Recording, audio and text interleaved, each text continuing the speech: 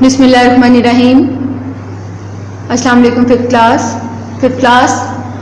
آج ہم سبق نمبر 10 حکایت سعدی اس کی پڑھائی کریں گے اور کتاب کا کام کریں گے۔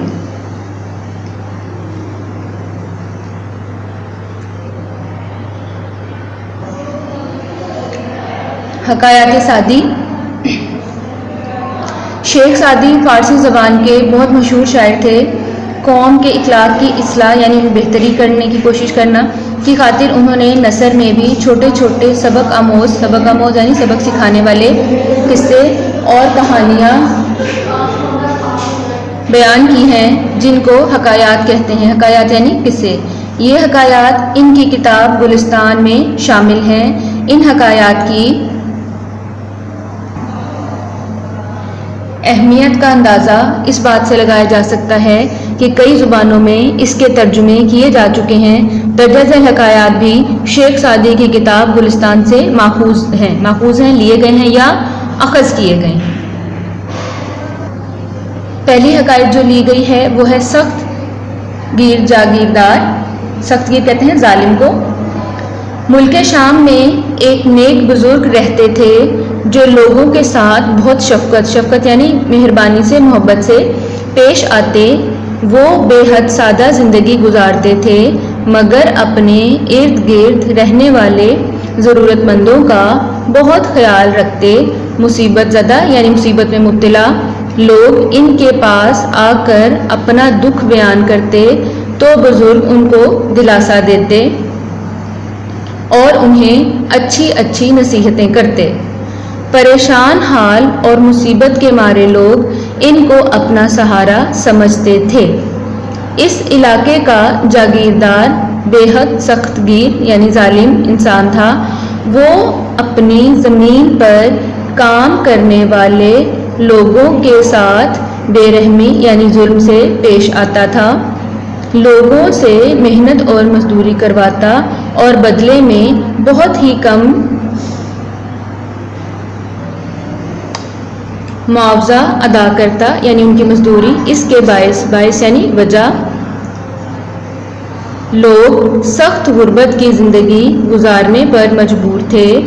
وہ اپنے علاقے کے غریب بچوں کے لیے نہ تو کوئی اسکول بننے دیتا اور نہ ہی وہاں کوئی ہسپتال تھا۔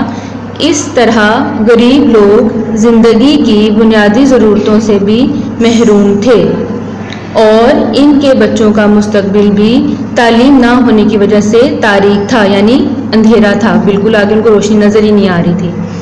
ایک دفعہ جاگیردار سخت پریشانی میں مبتلا ہوا تو وہ بھی بزرگ کی خدمت میں حاضر ہوا مگر بزرگ نے اسے دیکھتے ہی منہ پھیر لیا اور اس سے بات کرنا گوارا نہ کی۔ جاگیردار کی استدعا یعنی درخواست۔ جاگیردار نے استدعا کی، اے بزرگ خدارا یعنی خدا کے لیے میری عرض یعنی درخواست سنیں۔ میں بہت پریشان ہوں، میرے حق میں دعا کیجیے اور مجھے کوئی نصیحت کیجیے۔ بزرگ نے ناراضگی سے کہا، اے شخص تم کسی قسم کے حسن سلوک یعنی اچھے سلوک کے حقدار نہیں ہو سکتے کیونکہ تم خدا کی مخلوق کو پریشان کرتے ہو اور خدا ایسے لوگوں کو ہرگز دوست نہیں بناتا۔ تم مجھ سے یہ توقع یعنی امید کیوں رکھتے ہو کہ میں ایسے شخص سے بات کروں جو خدا کا دشمن ہے؟ اس کے بعد بزرگ نے اسے نصیحت کی، یاد رکھو مخلوق خدا کا دشمن دراصل خدا کا دشمن ہے اور خدا کے چاہنے والے اس کے دشمن کو پسند نہیں کر سکتے۔ اس کے بعد اگلی حکایت ہے نیکی اپنے لیے۔ ایک دفعہ کا ذکر ہے، میں کچھ لوگوں کے ساتھ ایک کشتی میں سفر کر رہا تھا۔ ہمارے پیچھے ایک چھوٹی کشتی بھی تھی جس میں 2 بھائی سوار تھے۔ اچانک چھوٹی کشتی پانی میں ڈوبنے لگی اور دونوں بھائی بھنور میں پھنس گئے۔ بھنور جب دریا کے اندر ایک پانی کا گول گول جو گھومنا ہوتا ہے اس کو کہتے ہیں بھنور۔ بھنور میں پھنس گئے۔ ہماری کشتی میں سوار ایک بزرگ نے ملاح سے کہا، تم ان دونوں کو ڈوبنے سے بچاؤ، میں تمہیں ہر ایک کے بدلے انعام میں 50 دینار دوں گا۔ ملاح فوراً پانی میں کود گیا، مگر کوشش کے باوجود ایک بھائی کو ہی ڈوبنے سے بچا سکا۔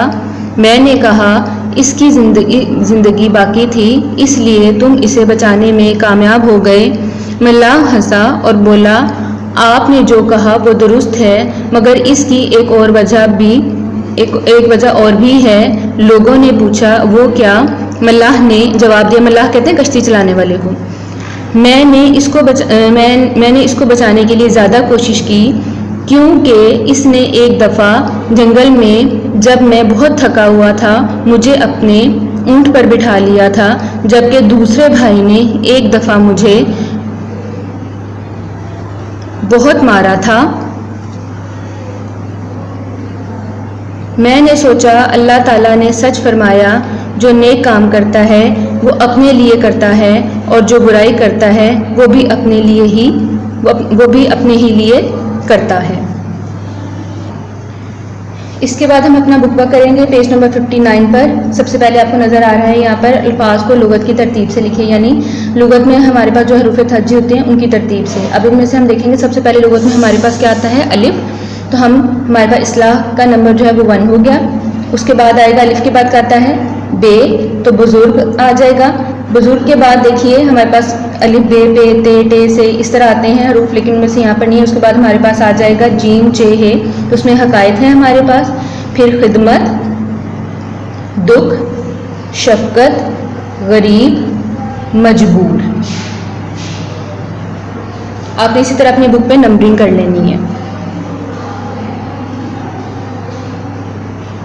اس کے بعد دیکھیے حروف کو ترتیب دے کر لکھیے۔ یہ حروف ہیں، ان کی ترتیب غلط ہے۔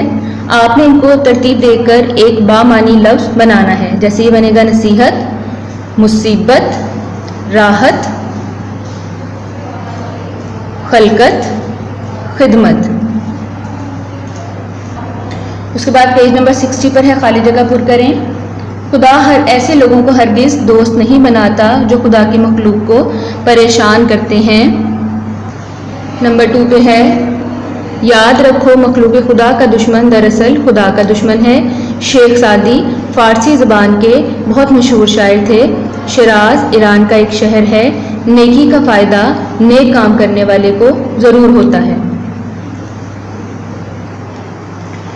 ففتھ کلاس یہاں ہمارا لیکچر نمبر 7 ختم ہو گیا ہے۔ آپ بھی گھر میں اپنے سبق کو 2 سے 3 مرتبہ پڑھیں، اور مشکل الفاظ کے معنی جو میں نے بک میں بولے ہیں آپ اپنی بک میں نوٹ کریں، ٹھیک ہے؟ اور کتاب کا کام بھی نیٹ اینڈ کلین کیجیے گا اور یاد بھی کیجیے گا۔ شکریہ۔